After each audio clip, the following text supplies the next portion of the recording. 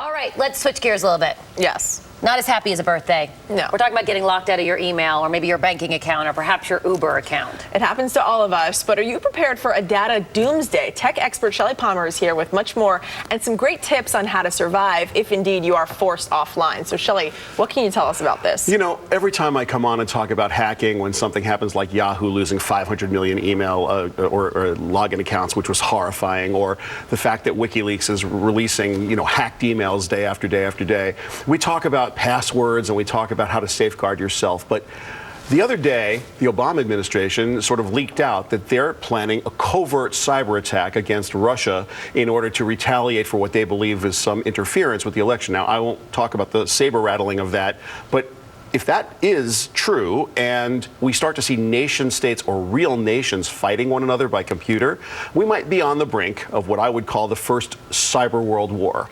Now, that's very different than hacking, and I wanted to just tell people out there that usually I just say get strong passwords and safeguard your stuff. This is a completely different way to prep.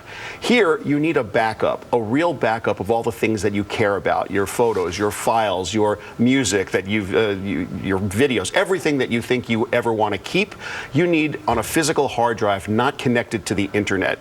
Because if you are completely locked out of the cloud, or the cloud is destroyed, or some other kind of really serious action occurs, you're going to need this stuff. Now, a lot of us are going to paperless billing, so you've got your bank accounts coming in paperless, you've got your medical records coming in paperless. If you think you're going to need any of that, print it out. Now, why might you need it? Because you can always get on the cloud. You can go on with your cell phone, you can go on with your friend's Wi-Fi, your Wi-Fi, work Wi-Fi.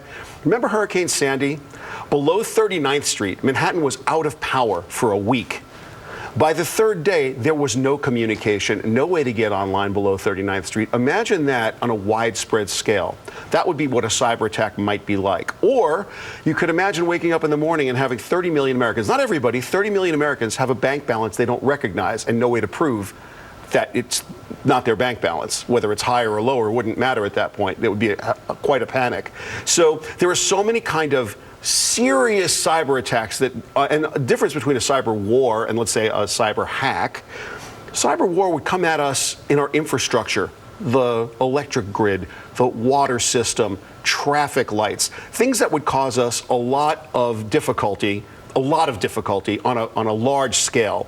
And so at that point, you really need to be prepared. So first up, get some real backups of your stuff. And like I said, strong passwords are nice, but they're not going to cut it here. Here you need copies. There's lots of ways to go online and learn to back up into the cloud.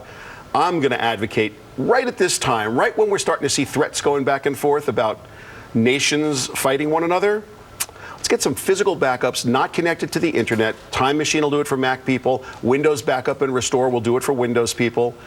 Put it offline, meaning do it and put it offline and print out the things you really need because you just don't know. Okay. All right, Shelly, kind of ominous. Kind of ominous. Geez, hey, I didn't make up the cyber war. I'm just listening to the news. Right. Thank you so much. All right, Good Shelly. tips there. Thanks, Thank Shelly. you. All righty.